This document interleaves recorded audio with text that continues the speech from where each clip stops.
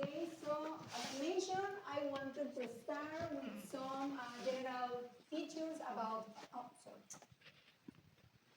organic molecules, specifically open shell radical character. After that, I want to introduce you to what are the setups that we have in the institute. After that, one of that setups are the 2D IR infrared spectroscopy. So I want to talk about this technique, how we can interpret the 2D spectra, and finally, I want to talk about the perspective between the two topics that I'm going to talk in the conference. Okay, so today we can observe that many of the technologies are focused on some molecules, polymers, or small molecules that are organics, and it's fundamental to understanding the nature of the electron pair. Okay, enable the utilization of spin degree of freedom with emergent technologies, as you can see in this picture.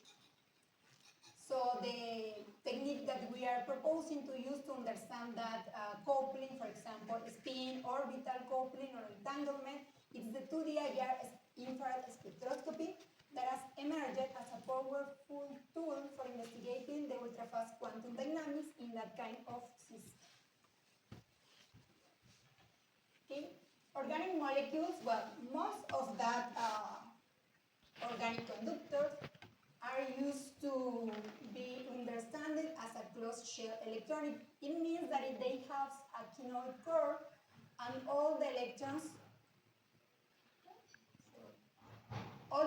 in the last valence band are paired, but following the investigation on that, they are discovered that there are some d-radical character.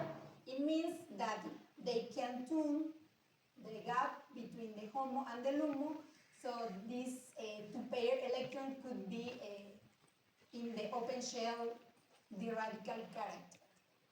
How can they do? Well, it's kind of challenges, but they can modify the radicals of the quinoidal core, so they can tune this character. I want to show you some examples that, as you can see, it's on current years. So they basically, the advantage of this technique is how they can manage this. I mean, how can they synthesize that organic product? For example, they just need relation donor-acceptor materials with a strong intramolecular charge transfer interaction between them. We are currently collaborated with Professor Jason Azula, that is from Georgia Tech. So they sent us, this is an example of organic polymer where we are working with small molecules that I'm going to show you in the next slides. And the fundamental challenge of these materials is understand the molecular, the structural, and the electronic factors that enable the transition between closed shell, when the electrons are paired, and open shell structure. Okay? So, conjugating organic molecules with open shell d-radical, this is the factor that they can modulate, changing the radicals at the end of the quinoidal core. They can study how the character comes from 0, if it's closed shell, up to 1, it is a completely open shell, where they can manage this d-radical in different factors. Okay? So this is a representation, this original, the molecule, even if it has a resonance structure, they are still in closed shells. If they can change the radicals, they can also manipulate this gap between the HOMO and the LUMO, and they can get also a thermal population between the single ground state to the triplet ground state. So the resonance structure show the change between closed and open shell character. This is just some reference. We are not working with that. I just want to show you that there is many other molecules, and what they do to understand this process is a DFT theory, when they can simulate the spin density of the bounding of the molecules So for example, the interesting topics here is that they can look for different density in the nitrogen molecules, the nitrogen atoms.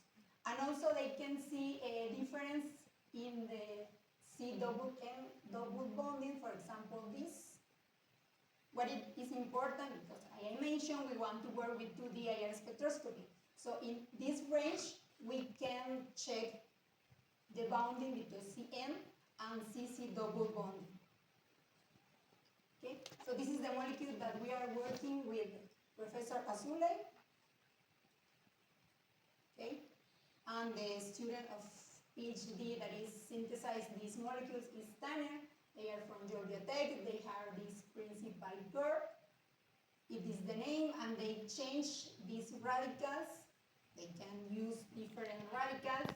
We are just working with that. That is the one that shows the more open shell behavior. I mean the G factor is near to 1. Okay, so these are results that they send us. This is the molecule, this is the radical that present the more open shell character. They make this HMR spectra to show us that this peak is related to, as you can see, if they increase the temperature, it disappears. It means that it's operated thermally, the debate state according with them. So they also send us the dense spin DFT theory distribution, and as you can see, there is also interesting feature in the chlorine atom. So we want to check this in our 2D IR spectra. Right now, they are just focused in this range. As you can see, it's more in the visible range when they can see the features. For example, the red one corresponds to the molecule that we are working with. As I mentioned to you, they work with many molecules trying to modulate this radical character, or the ones that show a more open shell character is the molecule that they name molecule 4. So the principal absorption is near to the visible, near to the IR, but near field. We in the lab are working between 3 and 10 microns. So the interesting point of this is that if we did the FTIR of that molecule, FTIR comes from 1,000 to 3,000 centimeters.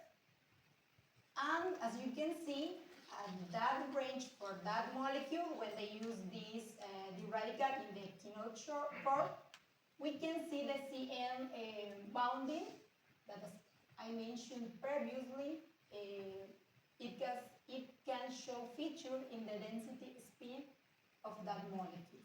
So also we can see the typical one, because the organic molecules have many CH or CH3 bonding in that range. But one of the interested one is the CN that we want to focus on the study of this molecule. Okay, so as I mentioned, I want to share with you the physical process that we can research in the group. So it's important that we can understand all the physical process in different energy scale in order to make correlation between them. So it means that even if this molecule works in the visible range, we can study this molecule in visible range for sure, but we also want to study in the IR range, maybe in the terahertz range. That is something that we want to do also in the institute. Okay, so for example, right now in the institute we have this square of techniques that we can develop. The UVBs, that it's more for the electrical spectroscopy, the IR, that is the 2D IR spectroscopy that we can relate it with vibrational modes, and we are working also in the terahertz region. We currently have not that setup, but one of our students are developed these setups. Okay, so basically we have techniques of linear spectroscopy in which we just need a probe, a beam, and that interact with the sample. For example, the FTIR that I showed you previously is just a linear spectroscopy feature, but we have many multidimensional spectroscopy into which we use femtoseconds in the order of 200 femtoseconds beams that interact in many ways. Ideally for beams, for example, we have the difference between two pumps. I'm going to specify this when I talk about the 2D IR in specific, but the general idea is that we have two beams that excite the molecule and another beam that can probe by itself, by the name. What are the difference between a local oscillator, that is basically the original probe without modifying the molecule, by the pumps. Okay, and we can see kind of a spectrum that it's shown here. We have in one axis the energy emission and in the other the absorption energy. We can see also many positive or negative features, but I'm going to explain more details later. Okay, so again, I'm going to specify what are the ranges that we are working currently in the institute. We can make the visible with IR or FIR, in which we can study, for example, visible and IR interaction. We can study the scattering between electrons, the b orbitons, or the plasmon. If we are working in the range visible with FIR, we can study changes in polaron, transfer charge, couplings, diversity, or in the medium and far IR, we can study phonon, that is the vibration that I'm talking about, and anonicity, also with the 2D IR, and in general dynamics and correlation that were in that range of the electromagnetic spectrum. Okay, so we basically have three axes of work. The first one that is related to this topic is the spectroscopy that proves the entanglement in strong correlated matter. We have currently two postdocs doing that. One of them that I will show you at the end of the topic, the general map of our collaborators. It's working in organic materials, the entanglements between spin and orbitals. By my side, I'm working in the organic materials with also the entanglement between spin and vibrational modes, orbital. We have a second axis that is the polariton, so tomorrow, like Anna. We have the talk of the professor that I work with, that is also the director of the Institut Courtois, that we will talk more about the second axis of the group. Also, the next week there is a conference about polariton, so I want to invite you because other part of the group will come to talk about polaritons. And the third axis is about interface, that is more related to graphene stuff. Okay? We also want to use the graphene in 2D IR, so we can switch between the three axes, but we have people that it's working in each specific axis. Okay, so the toolbox that we have in the institute is we have 2D amplifiers in the second range, cover the visible, the near, and the IR, medium IR. Terahertz is coming, we don't have currently. We have a Strela, Carbide that can work between the UV, the BIS, and I also use this, the Carbide with Orpheus 1 that cover the IR and the mid-IR. We have another amplifier that is more used for the polariton studies. In the spectroscopy setups, we have the trains into the IR, that is the one that I'm working with. We have this is more too much important cover because it's built in the lab. We have these other that are also custom, the Bigfoot, the Harpia, and in the cryogenic, we have three of them. One of them can work also with magnetic fields, so it is important because we want to prove the entanglement between spin and orbitals, or spin and spectroscopy. We can use this one, and also we currently have a student from Vietnam that is working us to work with this Pascal cryostation because we need to make the interface to connect with all of important is that we are more open world, like publish everything because people can use like open sources. So we are developed also for all of the spectroscopy setup code base that are in a page of the group in GitHub. So soon you can use, if you want to collaborate with us, this software package that is basically programmed in Python that we can use for analysis and processes of all the data that we can get from these spectroscopy setups. Okay, so the 2D IR infrared spectroscopy, we need first to understand what is a FTIR, that is a linear spectroscopy, as I mentioned before. So we can see in FTIR, we can see many phenomena. For example, when the first pulse hit the sample, we can have a population, but vibrational, change between the 0 and the first one. So it means a ground state bleach, because the population of the 0 vibrational state decreases. So it goes to a pseudo-excited state, and the absorption would change.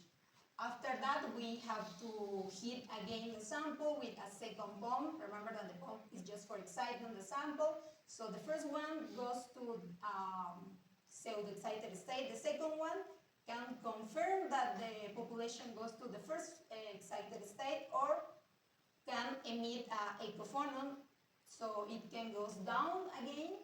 Is what I want to show you here. The second one can go to the first excitation, vibrational excited level, or can go down by emitting a photon. In the probe, excites again the molecule, so it can go again if the pump excited the molecule for the first one, the probe, we can excite again the molecule, or if it goes before with the second probe down, it can excite just to the first excitation state. Even though when the probe arrives to the molecule, it will find an excited state to be the first or the second, independent of what happened with the probe, with the second probe that we sent. Okay, so this is the image that I showed you before. We have two pumps. It's important to we can tune this time, because depends on the feature that we want to research about. We can modulate this time. We also can modulate the time between the second pump and the first probe. Remember that the pre-probe is just a local oscillator to see if it really if changes really happen when we send the probe. So this is a general equation that can represent the importance of have the times scales, and for sure this is an effect of third order, in which molecular responser is the sum of the three signals, which we refer to rephasing or Fraser or quantum signals. We are part of the group that is working in the theoretical part, are focused on the rephasing and rephasing that I will show you later, one of the simulations that they send us. And basically this is an example of a 2D spectrum. As you can see, we can see just a FTIR, it's simple. It's just the optical density, how it changes when we send a pulse, just a probe. So for example, if the molecule has vibrations, organic groups, in some of these frequency, we can see the response also in the 2D. We have phenomena that could be linked, but a diagonal, that it means that these two frequencies are coupled. So for example, a CH is coupled with a CM, could be. So it could be shown by this diagonal, and also it's important to see the perspective, okay, that shows us entanglements in between the phenomena. As you can see, the perspectives appear, for example, at the same probe frequency, but at different pump frequency than the one that shows the entanglement in the principal diagonal. We can see also features, for example, if the two dipoles are far from them.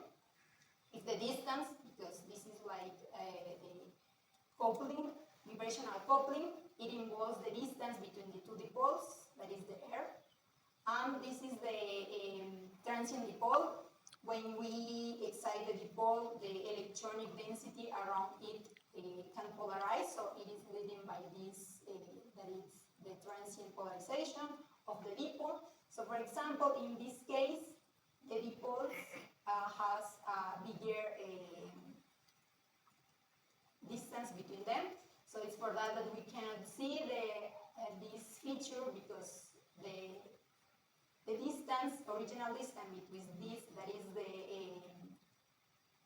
principal diagonal, and that is the second one, it's an harmonicity for the first one, that is from the linear, for the principal diagonal. The distance can increase. For example, in this part, they are near, but the distance is bigger than this one when the dipoles are farther away, but the anharmonicity could be near, but we cannot see the cross peak. It means that there are not a good entanglement between them, because, for example, because they have a different distance and a bigger distance. So maybe they cannot feel the effect of the vibration of one of the frequency correspond to the another one. And this is the schematic level that I showed you before. For example, there are many features that we can see. It could happen that when we send the pump, the first pump, it goes to a self-excited level. What would happen when we send the second pump? It could be down. It could be also to an excited level. What happens when we send the probe? It can go also to a more excited level, or if the second pump emits a photon, the probe could go to an excited level. And this is the setup that we have currently.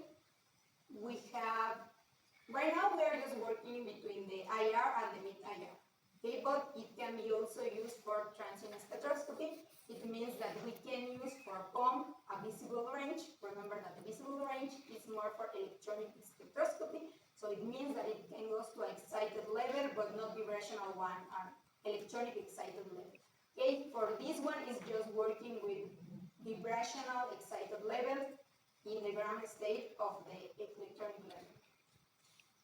So the part is basically that we have this optoacoustic modulator in which we can work with the delay between the two pumps, and we have a free path for the probe, that is the one that check what happened when the two pumps arrive before, and the local oscillator, remember that is related to the probe by itself.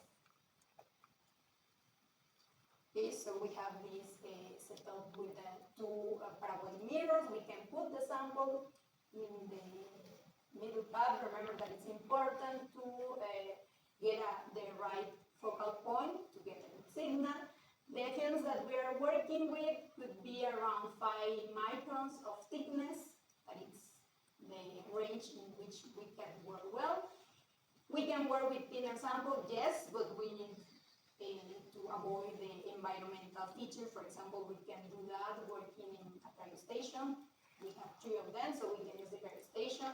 Instead of do that, actually we are doing that. We just remove these parabolic mirrors and take both beams out of the spectrometer, goes to a cryostation that could be near to this place, and comes again with the 2 beams with the information, what happened, because it interacts in the cryostation that is outside of the spectrometer, and can follow the path to go to the detector that is MTSRI and check this.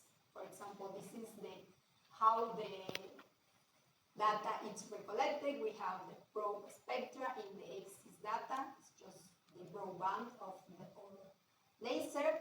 And we have the pump delay. Remember that we need to check the distance. This T1 that I showed you before is the pump delay that we can check in this parameter.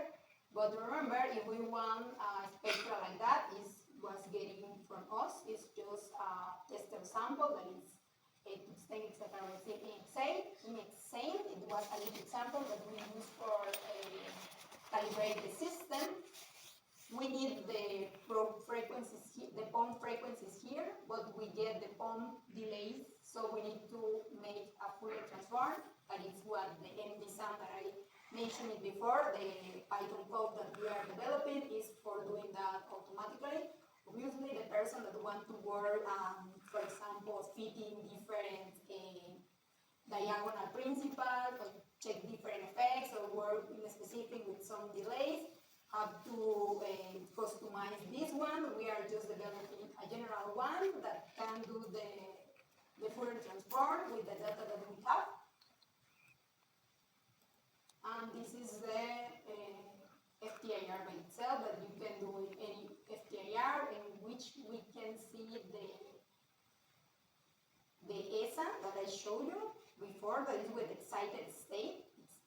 It's ESA, and the ground bridge state with the first pump hit the samples, and remember the population goes to a pseudo state. This is the data that the theoretical part of the group is working with. They are just using a Hamiltonian with the information, the energy of the system and the energy of the interaction with the environment for the system. They are using the pulse moment, the spins. So they are using three of them. Cases that I mentioned could be that the first pump goes to a pseudo state. What happened with the second pump's go could be to an excited state, or could emit something. So the three stages that I mentioned before is doing here. Their phasing is just, remember that we have, if it's a three-order system, we have K1, K2, and K3. So in their phasing, when the first pump hits, the corner molecule gets a phase, but when the third one hit again the sample, if it changes the phase, the overlap is in the contrary way, it means that it's in the rephasing. If it's not, you are in the non-rephasing system. That are the double-sided Feynman diagrams that they use, and these are the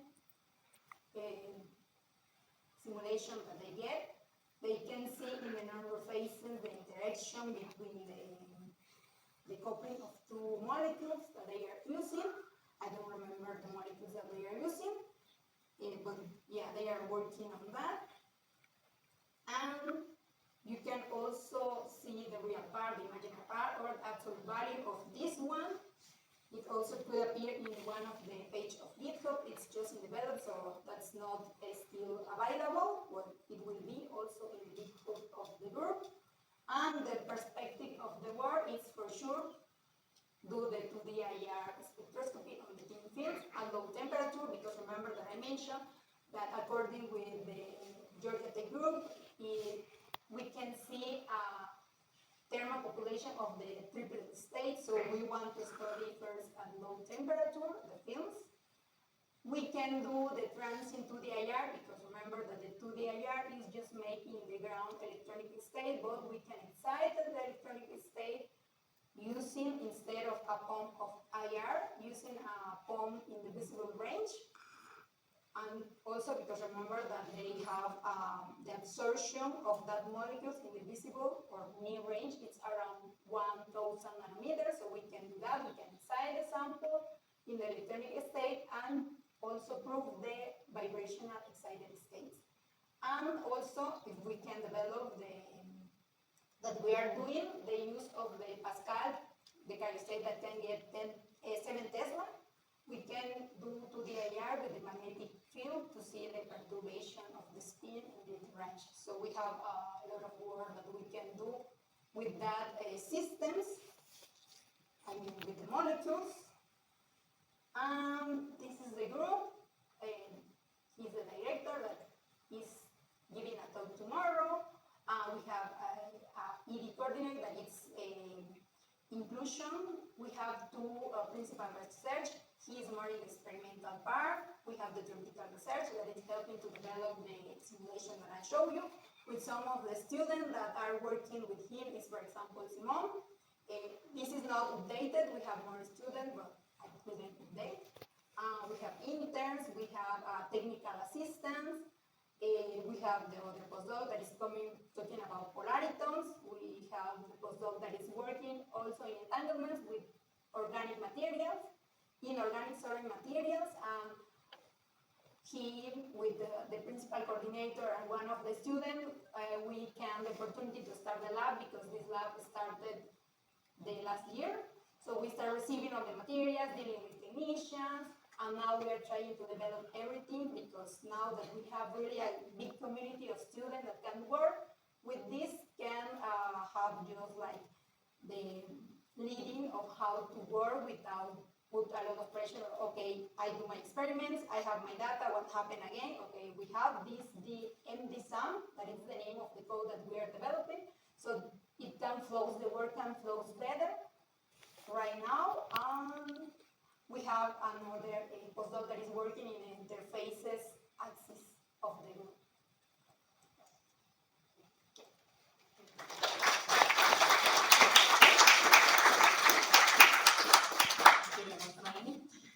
Is there any question from Marlene?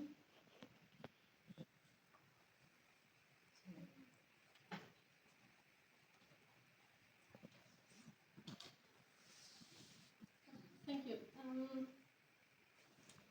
I think that I didn't get why we use organic molecules with open shell theoretical character. I mean, we can use this technique for any molecule. Oh, yeah. This technique is for any molecule, but as I mentioned you in...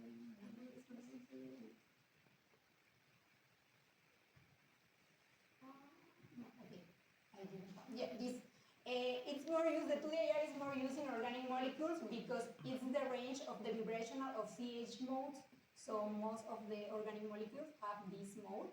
It's characteristic of them. That's why we are focused on organic molecules, but yeah, you can use in inorganic molecules too.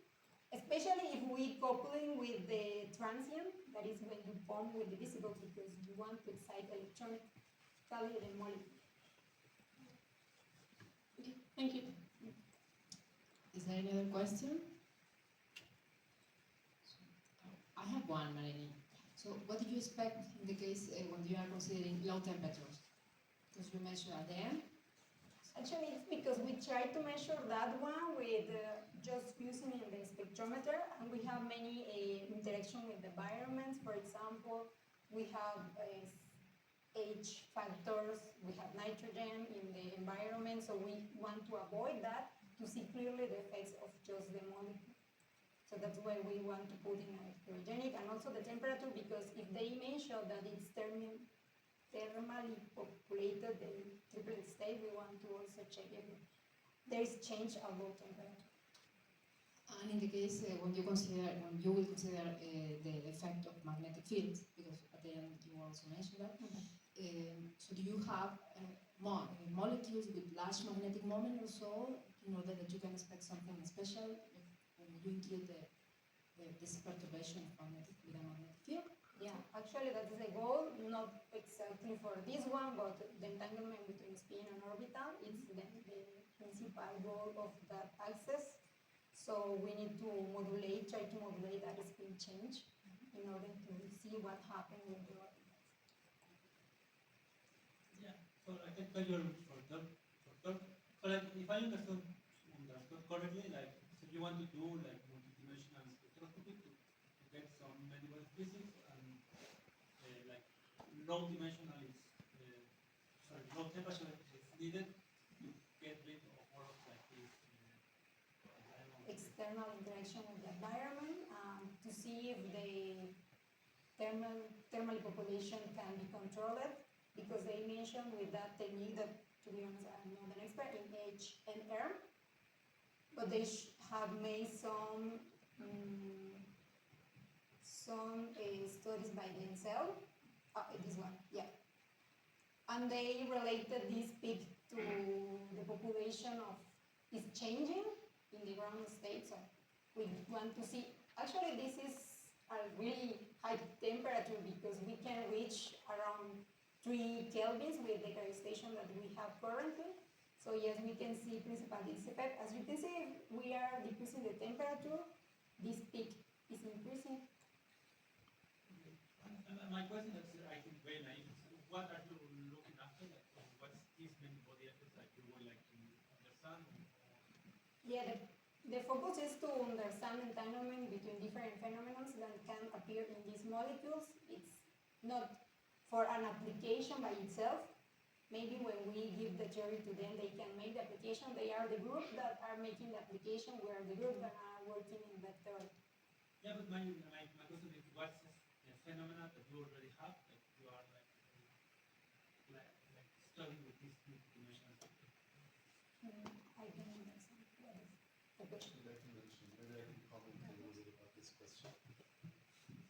The interesting aspect of these molecules is that they are organic molecules with open shell and high spin, and so they can really synthetically achieve high spin, low spin transitions in different materials, and so that's an interesting aspect, that you've got a spin that is protected by a molecular system. So what infrared spectroscopy does is it allows you to probe how the molecular structure is interacting with the spin.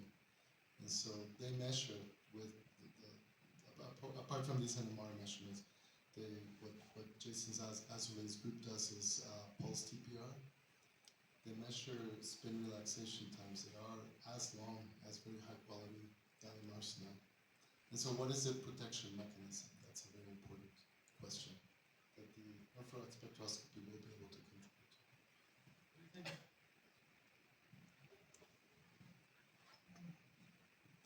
So if there are no further questions, then let's start again, Mariana Fernandez.